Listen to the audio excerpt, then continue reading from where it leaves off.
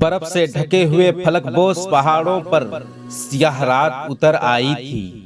چاند ان فلک بوس پہاڑوں کے اس قدر قریب تھا، یوں لگ رہا تھا جیسے ان سے باتیں کر رہا ہو۔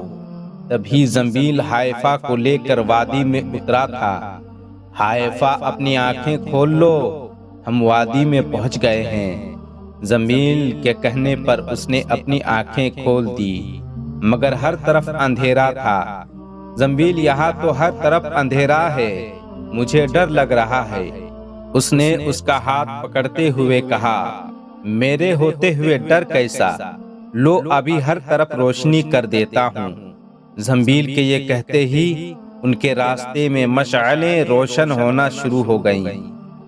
حائفہ اس کا ہاتھ تھامے جیسے جیسے گھاس پر اپنے قدم بڑھا ہی رہی تھی، ویسے ہی سرخ گلاب اس کے پیروں میں بچھے جا رہے تھے۔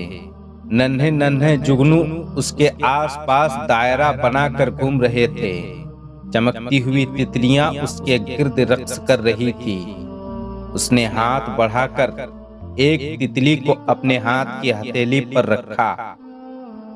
حائفہ خوش ہونے کے ساتھ ساتھ یہ سب دیکھ کر حیران بھی تھی۔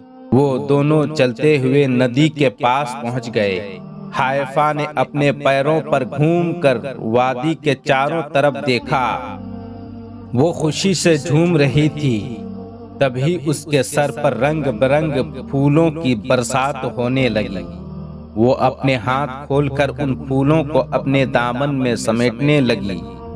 میں بہت بہت خوش ہوں، زنبیل اس کے خوش ہوتے ہوئے اونچی آواز میں کہا۔ زنبیل تھوڑے ہی فاصلے پر کھڑا اس کو خوش ہوتے دیکھ رہا تھا۔